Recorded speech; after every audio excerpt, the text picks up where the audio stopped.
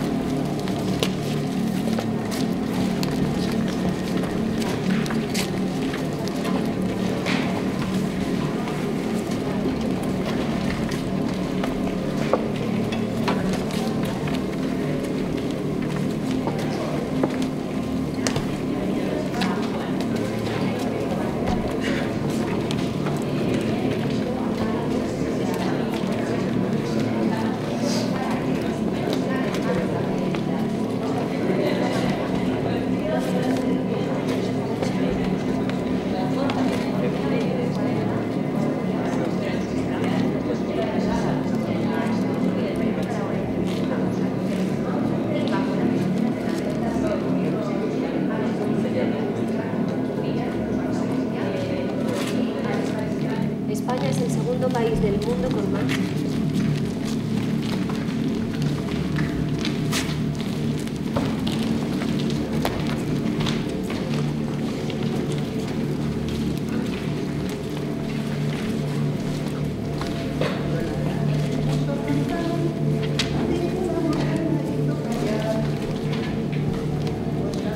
En España ha habido un...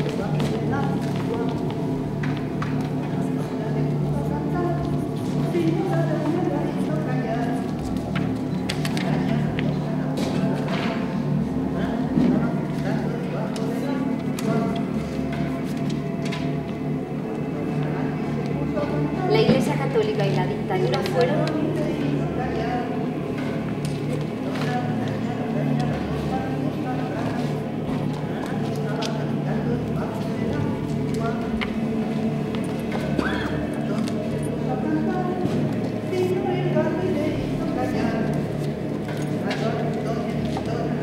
Franco educó e impuso al rey Juan Carlos I como su...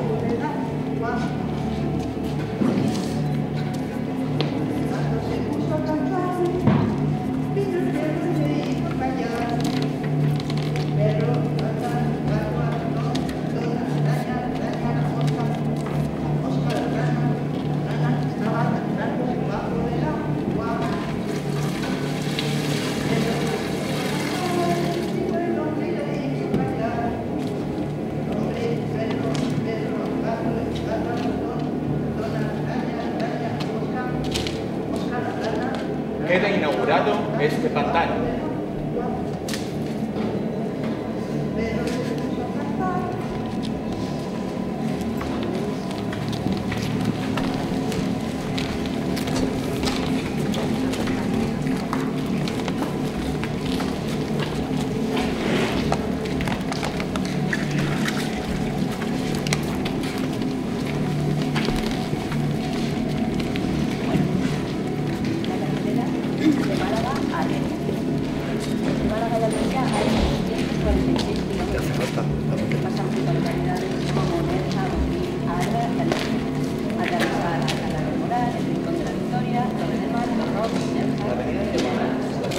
Está prácticamente una calle, porque a los ambos lados hay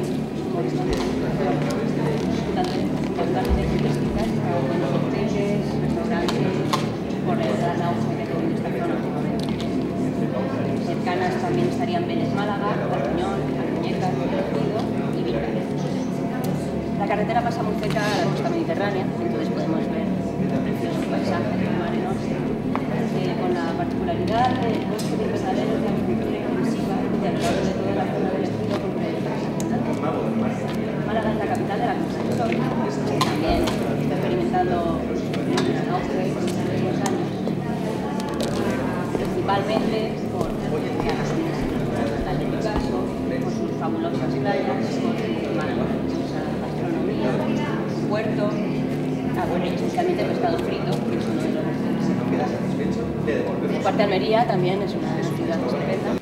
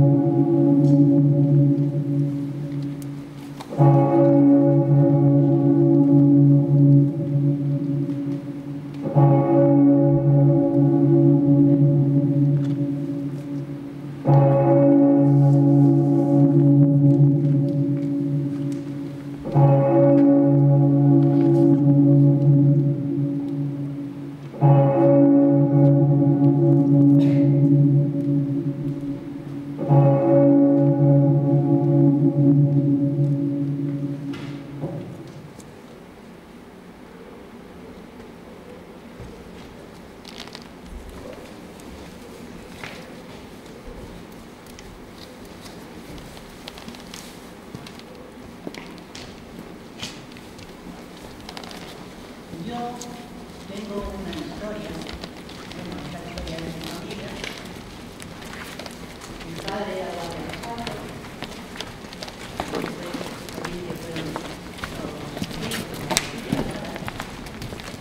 en aquellos años terribles de represión, de fusilamientos, de aciagos, hizo un disco que se llamaba Campanadas a Morts. Lo digo por si tenéis ocasión de oírlo y os gusta Lluís Llach, que lo compréis.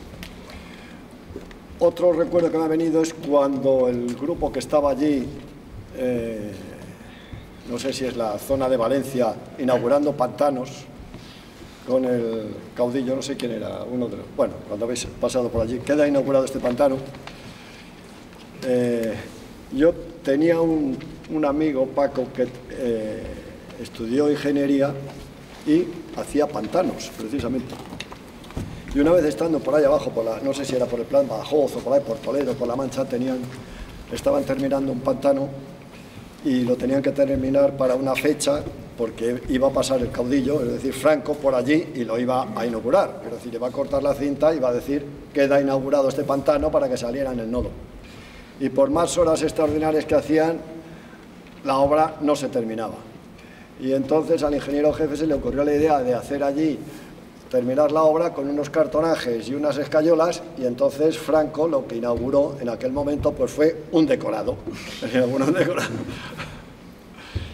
Y luego ya finalmente es un recuerdo de mi padre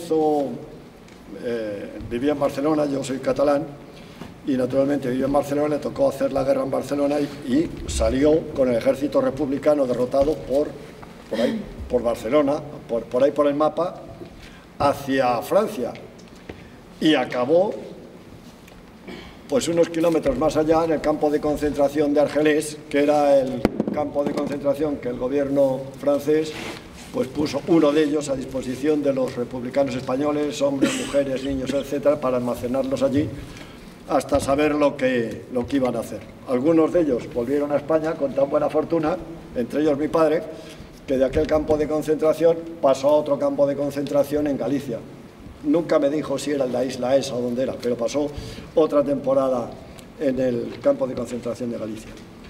Y después de haber hecho 3 años de guerra, otro año en campos de concentración, pues cuando yo aquí vieron que todavía no estaba lo suficientemente depurado y lo metieron 2 años a hacer la mili. Y gracias. No acabó en la cárcel, pues mira, por milagro. O sea que en ese sentido tuvo suerte. Yo pasé una noche en la Dirección General de Seguridad, ahí llamado entre la gente, entre la Rojería de Madrid, llamado el Hotel Sol, donde te llegaban como paso previo te hacían la ficha y antes de pasar a Carabanchel. Yo en Carabanchel estuve poco tiempo, pero tengo un recuerdo clarísimo de la primera vez. Me metieron, primero llegabas te metían en las celdas de aislamiento, en el periodo que llamaban donde tenías que estar 5 días sin salir de la celda, incomunicado. Estuve en la 3ª galería y al llegar allí te metían en una celda y te daban una lata, recuerdo que era de berenjenas de Almagro, con agua para el retrete, y otra lata que era de tomate más pequeña para agua para beber. Vaso ni nada. Pero dio la casualidad de que el retrete estaba hasta arriba de mierda. Y entonces dije, ¿qué hago yo? O bebo o quito esta peste. Total, que llamé al carcelero y le dije, oiga, que esto... Y me dijo, pero bueno, ¿tú te crees que aquí tenemos un mayordomo para que limpie eso? Digo, límpialo tú. Digo, pero si yo no... Digo, eso habrá sido del anterior. Dice, pues búscalo. Claro, total, que rompí la manta, le hice unos jirones, saqué un hierro del somier, lo enrollé y a base de meter aquello conseguí, con el agua de beber y todo el agua que tenía, que aquella bazofia se fuera por el desagüe. Claro, que tuve que estar 24 horas sin beber, sin sed, pero en fin, eran cosas de estar en la cárcel. Y nada más. Ya habéis oído toda la historia de la carretera de Málaga. Yo soy malagueña y mi familia, perdóname, la verdad es que me emocionó con la historia. Mi familia formó parte del éxodo. El 7 de febrero del 37 era domingo. Y mi abuela, una familia humilde, escogió a sus 4 hijos, entre ellos mi madre, que acababa de cumplir 15 años, y se fue aquel día a casa de una hermana suya que vivía en las afueras de Málaga a blanquear ropa. Era una tela, un algodón gordito, así morenito, lo echaban en agua y en unos polvos, lo ponían al sol, se ponía blanca la tela y hacían sábanas y cosas. Y aquel día pues, cogió a sus niños, sus polvos, su ropa y tal, y se fue a casa de su hermana. Estaba allí pues, la tía María, el marido, el tío Paco, los 3 hijos, estaba la prima Maruja, el primo Juan, primos de mi madre, y la prima Anita. Y estando allí, en un momento llegó el novio de Maruja, que tendría, no sé, 18, 19 años, diciendo que habían entrado los militares en Málaga, que venían matando, que venían violando, hay que irse, hay que irse, hay que irse, y con lo puesto que tenía, echaron a andar todos, que eran, no sé, 10 o 11. Ellos, y pues eso, se calcula que entre 150 y 200.000 personas salieron por aquella carretera sin nada. Pero era en ese momento la única vía de escape. Estuvieron 5 días andando por aquella carretera y pasaron de todo. Afortunadamente en mi familia no hubo muertos, pero mi madre y mi abuela me contaban, ya claro, años después, yo tendría 6, 7, 8 años, En invierno nos sentábamos en la mesa camilla, yo hacía los deberes, mi madre cosía, y a mí me encantaba, claro, como una niña, contarme cosas de la guerra, contarme cosas de la guerra. Y me contaban pues eso, que iban andando y que había 3 barcos, en realidad, 3 destructores o cruceros, el crucero creo que era. El comandante Cervera, el Baleares y el Canarias. El que estaba por aquella zona era el comandante Cervera, que bombardeaba la carretera, y había aviones italianos, creo que eran, que bombardeaban también, ametrallaban. Entonces, de día prácticamente no podían andar. De día era cada 2 por 3, me contaba mi madre, se tiraban al suelo y a que no me toque. Entonces se metían en las casas que encontraban abandonadas y de noche echaban a andar. Y mi madre me explicaba, y a mí me iba a la carretera como en Semana Santa, que no se puede andar. Y la gente, una de las cosas que os han contado, la gente se llamaba en la oscuridad, fulanito, sí, que voy por aquí, menganito. Y nada, no tenían comida, no tenían agua. Mi madre en una de las casas encontró en un saco un resto de lentejas y se comieron a puñados las lentejas crudas. Tan contentos, además. Llegaron hasta la Herradura, que estaba a unos 70 kilómetros de Málaga, y allí los italianos los pararon. Y había un tren entonces, estos de vía estrecha, que iba por la costa, los metieron y los devolvieron a Málaga. Y bueno, pues pasaron pues 1000 aventuras.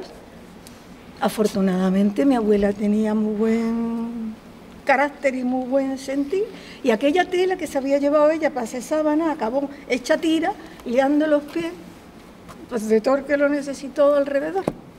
Las llaves de su casa, que las llevaba colgadas con una cinta, unas llaves de aquella, los más jóvenes no las habréis conocido, pero unas llaves que había así de hierro. Mi abuela parece ser que en un momento dijo, ¿sabe Dios cuándo volveremos? Y tiró las llaves. Cuando volvieron a su casa tuvieron que echar la puerta abajo, claro, no podían entrar. A mí eso, bueno, me lo han contado una vez y otra vez y otra vez y otra vez, porque a mí, yo me imagino, como era pequeña, pues lo vivía como una aventura. Pero la verdad es que fue absolutamente terrible. Hubo más de 20.000 muertos en aquel éxodo desesperado que hubo en Málaga. Que ya os han dicho, en Málaga se le recuerda como la desbandada. Salió la gente despavorida. Después, cuando volvieron, naturalmente, Málaga, después de Badajoz, fue la ciudad donde hubo una represión más terrible. Y me viene a la memoria otra anécdota, que ya no tiene que ver con la carretera, pero tiene que ver con la época. Mi abuelo era zapatero y remendón. Y como era un hombre de ideas, que en aquella época no se decía, era de ideas, o sea, de izquierda. Pues parece ser que en la zapatería él hizo algún comentario, esto ya estaban los fascistas en Málaga, y alguien se chivó, y un día se presentó un furgón de la policía delante y se llevó a todo el que estaba allí. Mi abuelo estuvo 2 años en la cárcel por un comentario que hizo, que tampoco sería... Pero lo más anecdótico es que una señora que vivía en el piso de arriba, que estaba cocinando a la mujer, bajó a ver qué pasa con su cuchara y se la llevaron con la cuchara y todo. Después parece ser que la soltaron. Así es que bueno, pues yo de alguna manera formo parte de esta historia tremenda que nos ha ocurrido.